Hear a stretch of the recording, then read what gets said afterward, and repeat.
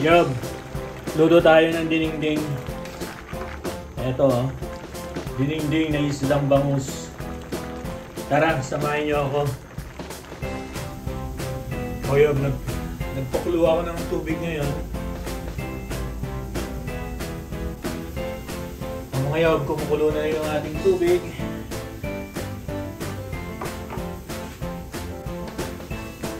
Mga Yob, ang unang ginagawa ko ay nagpapakulo muna ako ng tubig. And then ilalagay ko na itong ating pampalasa, kamatis, sibuyas, saka luya.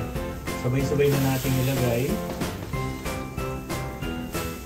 Papukuluan muna natin yan. And then saka natin susunod yung ating bagoong isda. Ngayon Yob, kumukulo na siya. Lalagay na natin yung ating bagoong isda. Tapos pakukuluan natin. Madali lang to. Kulong-kulo na Yob. Ang bango.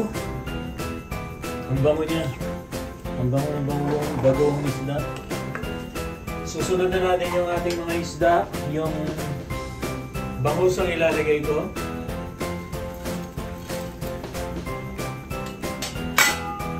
Oops. Then pakukuluan natin ulit. Kulo-kulo lang yan. Wala tayong gisa-gisa. Ngayon Yob, ilagyan na natin yung ating kalabasa. Alam niyo yung kalabasa ko frozen. At saka itong ating sili.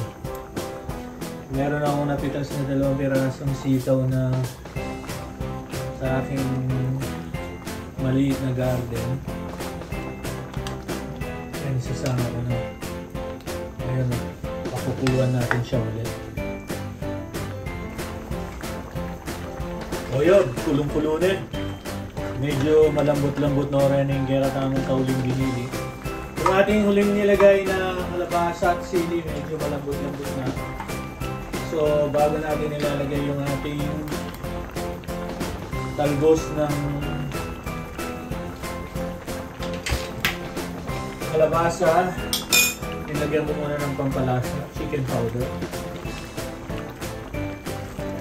Ngayon, ilalagay na natin yung ating talbos. Pagsasabayin ko na. Oops, sayang yun. Sayang yun.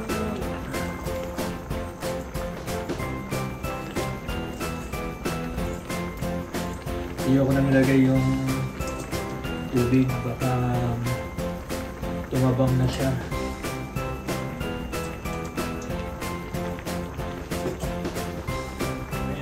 Takpan natin. Ayun, haluin na natin.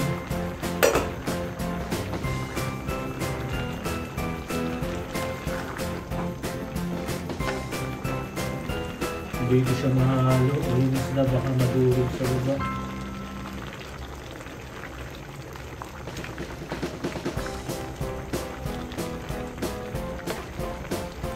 Pwede na siguro ganito.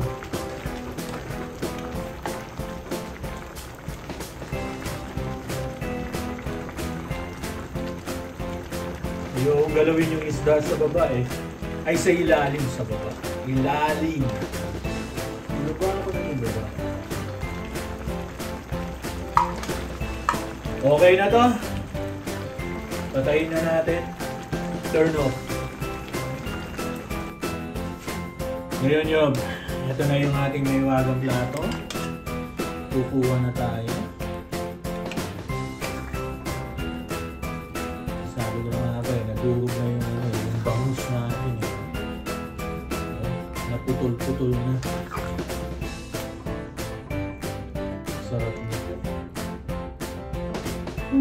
Lagyan natin ng sili. Yeah! Yob, ito na yung ating dinengdeng na talbos ng kalabasa. Okay, thank you so much for watching. See you again. Bye!